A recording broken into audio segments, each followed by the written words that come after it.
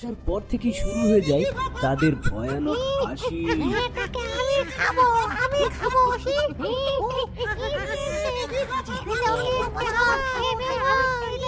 কি তোর এত বড় সাহস? তাহলে এই নে আব্রাকাডাব্রা ছু। ওরে বাবা রে, জ্বলে গেল রে, পুড়ে গেল রে। ওরে কি হলো রে আমার? ছেড়ে দে বলছি আমাকে। আচ্ছা দাদু, তুমি না ওই দিন বলেছিলে ওই পুরনো গাছটার নিচে একটা জাদু মোবাইল আছে, সেটা কি সত্যি নাকি দাদু?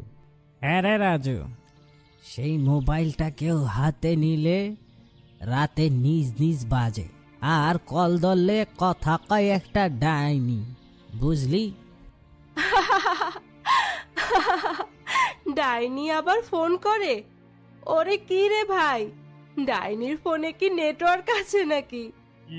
এসব কথা বলিস না রে, এমন সময় তেনাদের কথা এভাবে বলতে নেই, জানিস না তুই? আচ্ছা, কেউ কি কোনোদিন এই মোবাইলটা তুলেছিল? না রে, সবাই ভয় পায়। একবার একজন তুলেছিল, কিন্তু তারপর দিন সে নিখোঁজ হয়ে যায়। এই রাজু কখনো ভয় পায় না রে, বুঝলি? আমি আজ রাতে গিয়ে ওই মোবাইলটা খুঁজে বের করব, আর এটার আসল ঘটনাও খুঁজে বের করব, দেখিস তোরা। পাগল নাকি? ওখানে গেলে ডাইনি তোর সিম পাল্টে দেবে ভাই। রূপালীর কথা শুনে সবাই হেসে ফেলে, কিন্তু বাতাস হঠাৎ ঠান্ডা হয়ে যায়। গাছের পাতাগুলো বাতাসে নড়াচড়া করতে থাকে।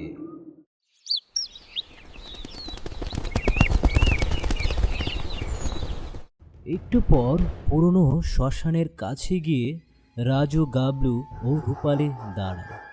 হাতে ছিল টর্চ লাইট। বাতাসটা অনেকটা ভারী মনে হচ্ছিল, আর দূরে কোথাও যেন একটি কুকুর ডাকছিল।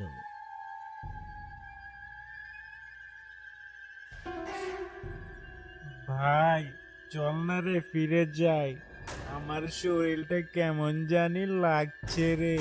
চুপ করবি তুই? ওই যে দেখ, গাছের নিচে কি যেন একটা জল করছে। এটা কি মোবাইল নাকি? রাজু হাঁটু গেড়ে নিচু হয়ে মোবাইলটা তুলে। ফোনটা ছিল একদম পুরনো বাটন ফোন, কিন্তু স্ক্রিনে আলো জ্বলছিল। এই তো পেয়ে গেছি জাদুর মোবাইল। হঠাৎ করে ফোনটা নিচ থেকে বেজে ওঠে। ভাই ওই ফোনটা রেখে দে ভাই, আমার তো খুব ভয় করছে রে। চুপ কর, আমি দেখি কে ফোন করেছে। তারপর রাজু কলটা রিসিভ করে।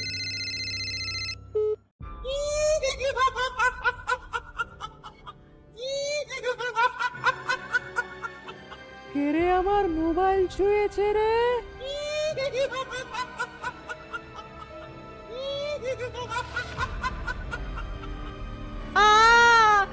ডাইনি সত্যি আছে ভাই, ফোনটা ফেলে দে, জলদি করে ফেলে দে। কে আপনি? এই ফোনটাই কেন কল করেছেন আপনি? ফোনটা উঠলো বেজে, আমি দিলাম হাত। বলো আমায়, কি নাম তোমার? গোলাম হয়ে চিরকাল থাকবে তুমি আমার।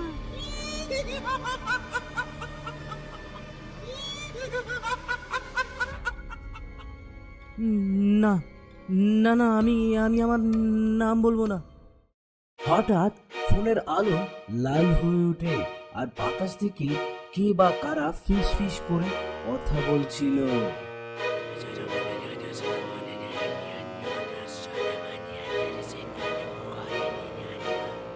এ দেখে রাজুর হাত থেকে মোবাইলটা মাটিতে পড়ে যায়, কিন্তু স্ক্রিনে রাজুর নাম লেখা হয়ে গেছে। দেখতে দেখতে চারপাশে কুয়াশা ছেয়ে যায়। তুই আমার ফোন রিসিভ করেছিস, এখন শুধু তুই আমার গোলাম হয়ে থাকবি।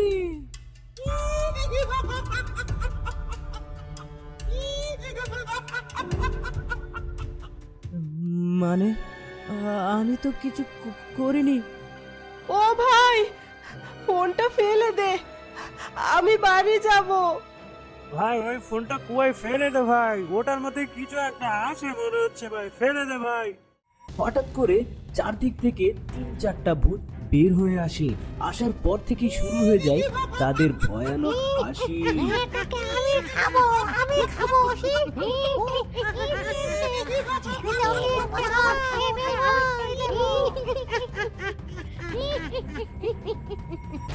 আজ সবাই মিলে মানুষ পাড়ে দেব যে অনেকদিন ধরে চুষনি খাইনি।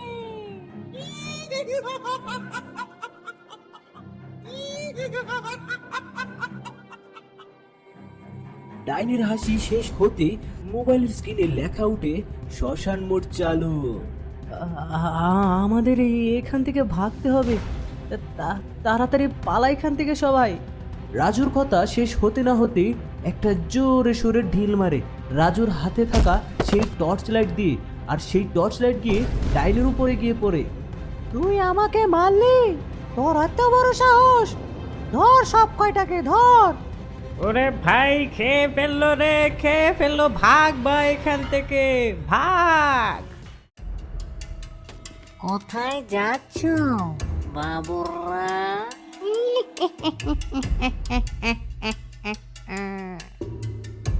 ওরা তো আমাদের ঘিরে ফেলেছে, এখন আমরা কিভাবে যাবো রে ভাই? ছায়াভূত, মেছুভূত এবং শিকলভূত একসাথে সবাই নাচতে থাকে এবং হাসতে শুরু করে। আমি খাবো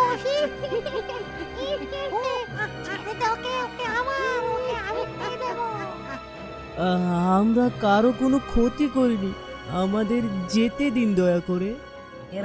রে মানুষের প তোদেরকে যদি আমরা ছেড়ে দেই তাহলে আমরা খাবো কি রে?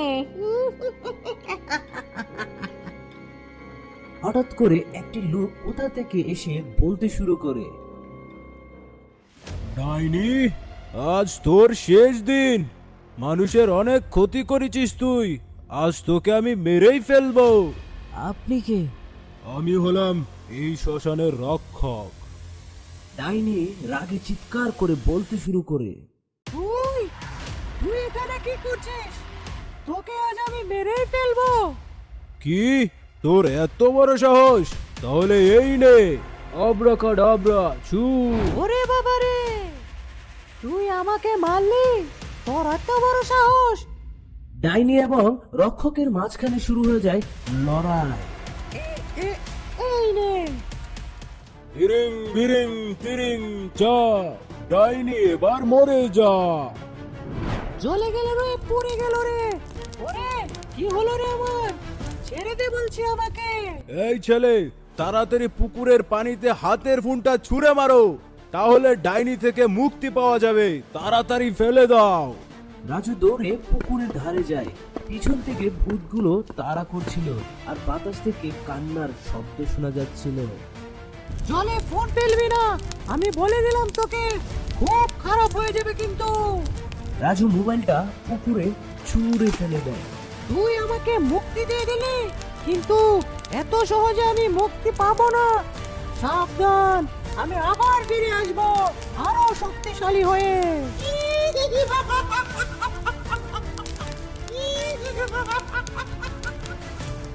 সবকিছু শান্ত হয়ে যায়। সবাই মাটিতে বসে ক্লান্ত, আর গাবলু হাঁপাতে হাঁপাতে বলতে থাকে, ভাই আমরা বেঁচে আছি। ভাই তুই আসলেই পাগল। সব শেষ, কিন্তু ওই ফোনটার আলো এখনো জ্বলছে মনে হয়। এভাবেই শেষ হলো জাদুর মোবাইলের রাত।